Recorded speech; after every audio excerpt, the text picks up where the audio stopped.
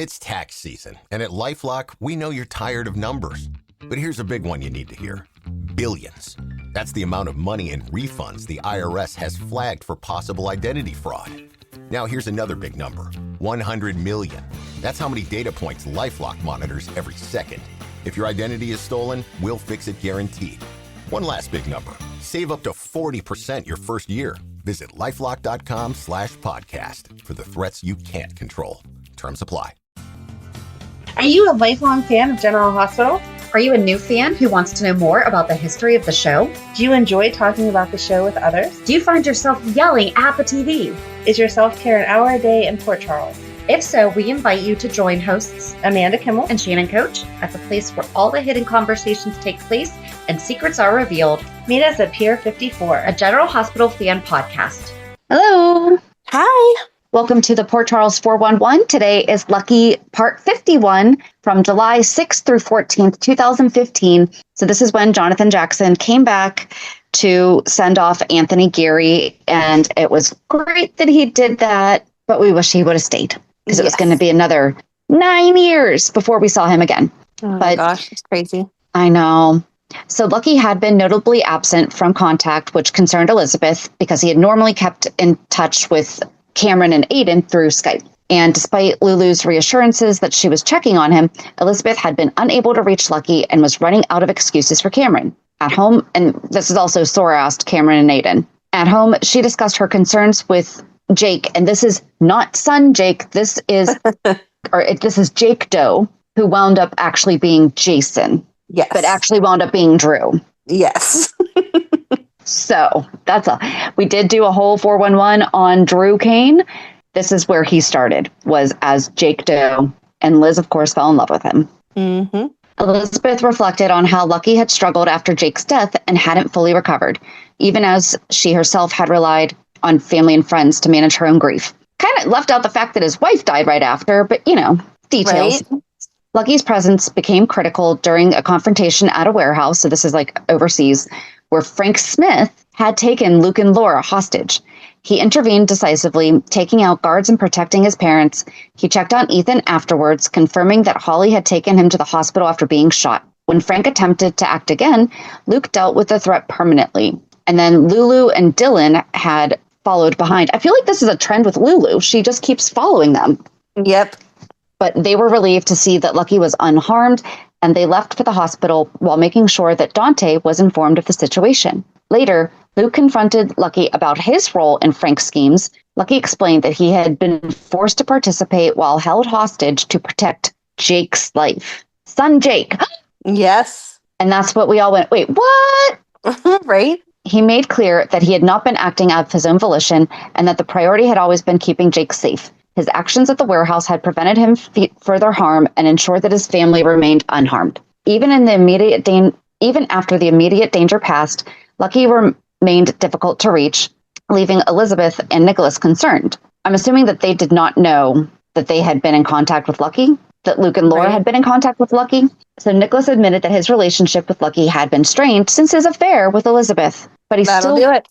Yeah, but he still made an effort to check on him. Elizabeth attempted to contact Lucky multiple times and considered whether Nikolas might have additional information.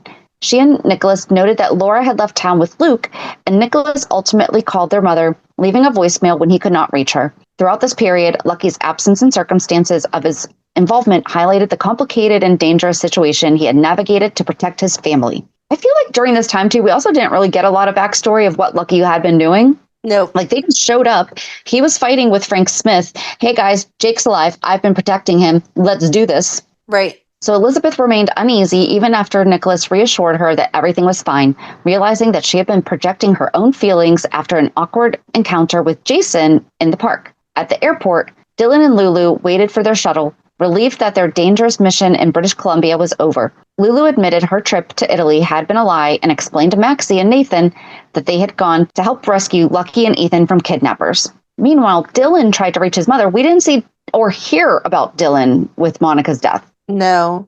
Interesting. So Dylan tried to reach his mother, Tracy, who had left town to confront Brooklyn about ELQ shares. Dylan explained to Sabrina that Luke and Laura's deception had been necessary to save Lucky and Ethan, though he hadn't agreed with lying to Tracy. Sabrina hoped Tracy would eventually understand Luke's intentions, and Dylan attempted to call her, leaving a message when he couldn't reach her.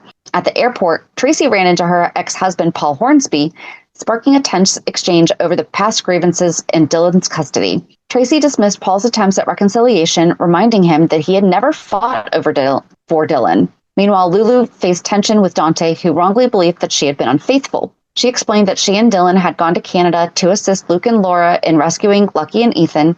Dylan reassured Sunny that their trip had been purely to help with the rescue, clarifying that Lucky's abduction had been the reason for their actions and diffusing the tension. At the loft, Lulu tried to explain to Dante why she hadn't told him about Lucky's abduction.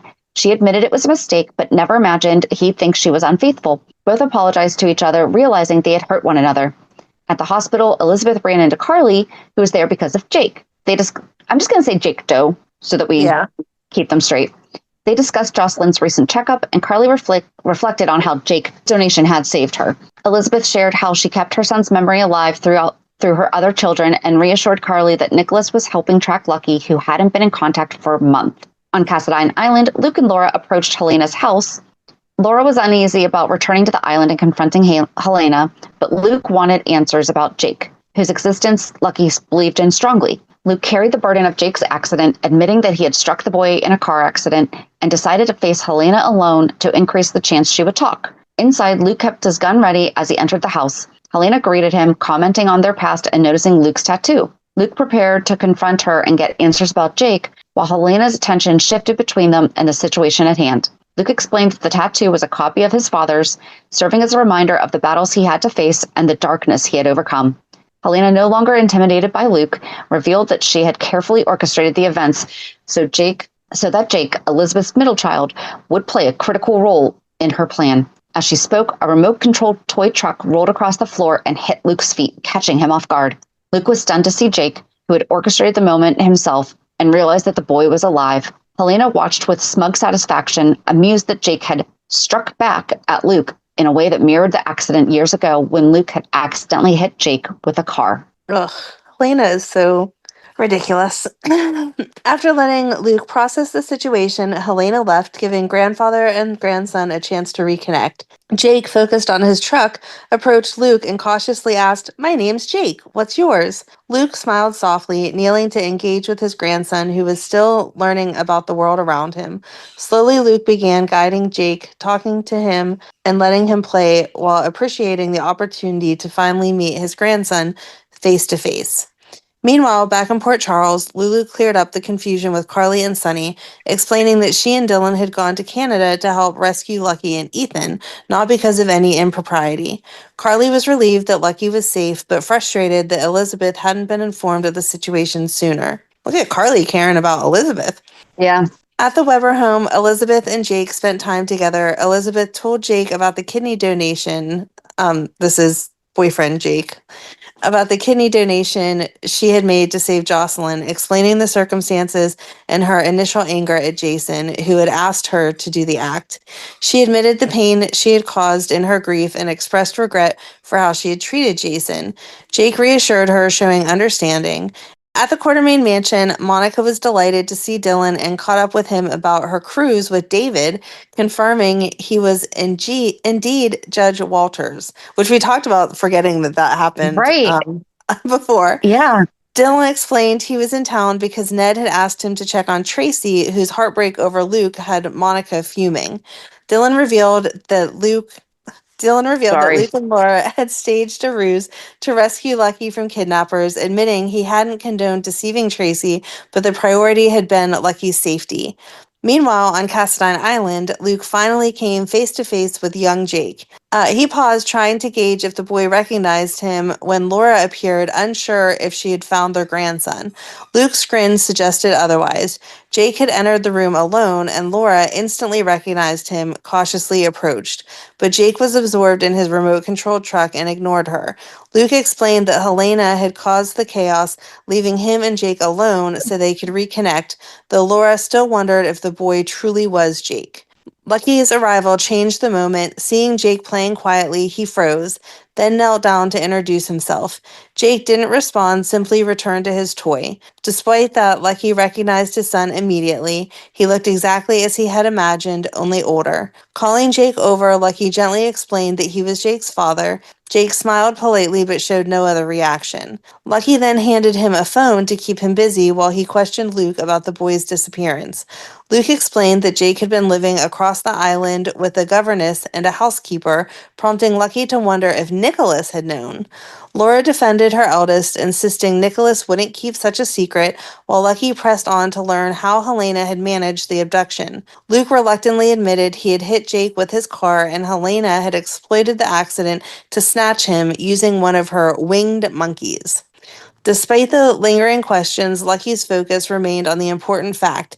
Jake was alive. He wanted to call Elizabeth immediately, but Laura reminded him that such news needed to be delivered in person. She asked for a moment alone with Jake, who offered to show her the island. Lucky respected the request and used the time to reconnect with Luke, discussing past losses like Tim and Lena Spencer. Lucky didn't blame his father for his grandfather's death, and he reflected on how Luke's guidance had shaped him. Luke acknowledged his own dark side, but emphasized that a person's life is shaped by their choices, good and bad. Lucky reminded him that despite their estrangement, Luke's persistence and love had made him the man he was. Aww. When Laura returned with Jake ready to leave, Lucky focused on reassuring his son. He explained that he had a family waiting for him, siblings, aunts, uncles, and most importantly, his mother, Elizabeth, who loved him deeply. Aww. Lucky stood quietly at the bottom of Elizabeth's porch, unsure of how to begin after everything he had been through. Inside, Elizabeth was seated at the dining room table, and Lucky hesitated, unsure whether to knock or let someone else break the news. Luke reassured him that he would find the words once he looked into Elizabeth's eyes. Finally, Lucky knocked, and a stunned Elizabeth opened the door. She immediately embraced him, and Lucky followed her inside, summarizing that he had been kidnapped and rescued by Luke, Laura, and Lulu, but it was too much to explain in detail. Knowing that Aiden would be thrilled to see his father, Elizabeth ran upstairs to get him. When Aiden arrived, he rushed to see Lucky, who apologized for missing so many Skype calls. Aiden brushed it off, happily explaining that he had been playing with Mommy's friend, Jake Doe. Lucky looked to Elizabeth, confused, and she clarified the situation, giving him context for the boy's presence. Later, after putting Aiden to bed, Lucky had a moment with Elizabeth. She explained that Jake, the man she had been seeing, was alive and well, and that their son Jake's kidney had saved Jocelyn, giving her 5 cancer-free years. Lucky corrected her, insisting that Jake hadn't saved Jocelyn, but Elizabeth explained that helping another child had been a lifeline for her grief. Then, with a steady voice, Lucky revealed the truth. Helena had abducted Jake and kept him hidden on Cassadine Island, and he had brought him back. He went outside and returned with Luke and Jake, introducing their son to a tearful Elizabeth. Elizabeth knelt down to Jake's level, overwhelmed with emotion, and expressed how much she had missed him.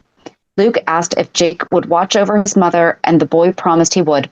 Elizabeth hugged him tightly, and when Jake asked if she was sad, she admitted she had never been happier. Luke pointed out some toys across the room so Elizabeth could catch her breath, and she shared a quiet moment with Lucky outside, marveling that their son was finally back in one piece. Lucky reassured her, and together they went inside to find Luke and Jake playing. Elizabeth worried if Jake was hungry, so Lucky took him to the kitchen for a snack. Luke watched the reunion with satisfaction, telling Elizabeth that seeing them together made everything worth it and praising her resilience. When Lucky and Jake returned with snacks, Luke excused himself to find Tracy and tell her the truth. Outside, Luke and Lucky shared a heartfelt conversation. Lucky admitted he was still wrestling with the darkness inside him, and Luke reminded him that he was the bravest, most honorable man he had ever known. They exchanged an I love you and a hug, and Luke promised to be there whenever Lucky felt weary. We also forgot to mention at the very, very beginning when Luke found him, he called him Cowboy. So back inside, Elizabeth and Lucky discussed the next steps, including how she might explain the situation to everyone. Lucky planned to see Laura afterwards, but promised to check in with Elizabeth first. He hugged Jake goodbye, confident that everything was finally right, and reassured Elizabeth that this wasn't truly goodbye. As Lucky left, Elizabeth returned to Jake, ready to play with him and noticing the motorcycle, the boy's favorite toy, reminding her of the life they had reclaimed. Meanwhile, across town, Nikolas put Hayden's license away as Laura arrived, informing him that Luke and she had actually gone to Cassadine Island and revealing the long-awaited news that Jake was back in Port Charles, alive and safe. So at Windermere, Laura had just delivered the news to Nikolas about Jake's safe return, urging him to stop brooding, but Nikolas was solemn, over Jason not being present for the reunion.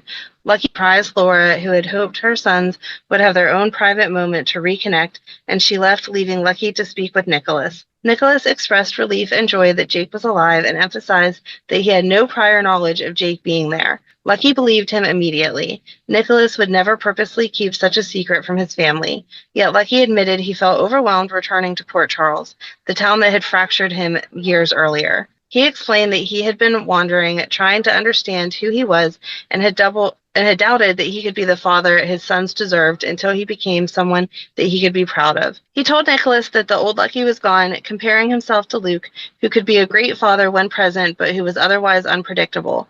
Nikolas insisted Lucky was nothing like his father, and Lucky admitted he felt his children were safer with Elizabeth, even if her current partner was unfamiliar to him. Nikolas reminded Lucky that Jake wasn't a stranger and eventually revealed the truth. The man Elizabeth had been seeing was Jason. Dun, dun, dun. Lucky was stunned. Nikolas explained that he, Lucky, Helena, and Elizabeth were the only ones who knew. Lucky processed the shock that Elizabeth had helped keep Jason away, even temporarily, but understood Nikolas's reasoning. Jason's family had mourned and moved forward, and Lucky had the choice to step back or stay present for his boys. Lucky considered the weight of leaving his sons, knowing Jason would always be there if he chose to step away, but he also realized that staying meant being their father in full. Meanwhile, at Elizabeth's, Jake and Elizabeth were settling back into life with her son. Jake stopped in his tracks upon seeing the little boy, learning that this was Elizabeth's other child.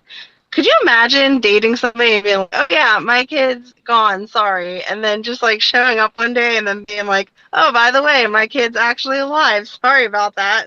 Oh, and by the way, he's yours. Because at this time, she thought that he was Jason. So, Jason. Surprise! Yep, exactly. Jake stopped in his tracks upon seeing the little boy, learning that this was Elizabeth's other child. She explained how the boy had been alive and well, and the three of them began to play together.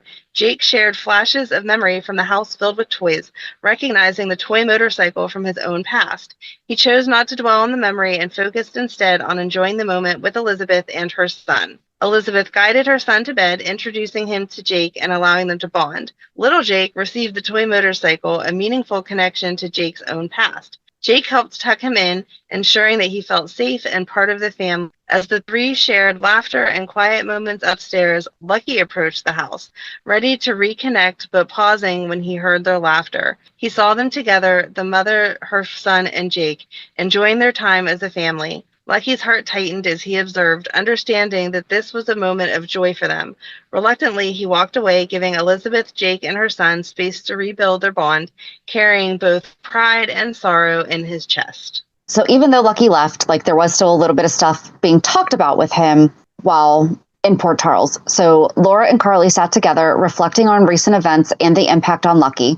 Laura mentioned having breakfast with Elton and reminiscing about their days at Deception, but her thoughts soon turned to her youngest son. Carly noted how thoughtful it had been of Elton to send his best wishes, and Sonny apologized for not catching up with Laura sooner. Laura reassured him that she understood, given everything that had happened, including Luke and Lucky leaving town. Carly admitted that she had been disappointed she hadn't gotten a chance to say goodbye to Luke, and Laura quietly added that she hadn't either. Carly tried to ease the tension by pointing out that Luke had left them the little gift of Jake's safety, returned to Elizabeth, but the conversation quickly returned to Lucky.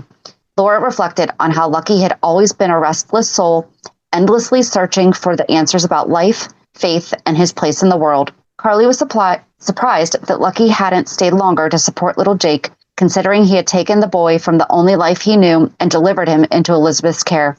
Laura explained that Lucky had acted with the best intentions for Elizabeth and all her boys, even if his absence was hard to accept. Carly admitted that while Cameron and Aiden were used to Lucky coming and going, little Jake had never experienced his father's absence. She felt badly for Elizabeth, knowing how much she could have used Lucky's support. Laura reassured her that Lucky had left confident that little Jake would be surrounded by a loving and supportive family. Sonny agreed, and Carly finally conceded that at least little Jake had his namesake, a father who, even from a distance, had made the right choice for his children.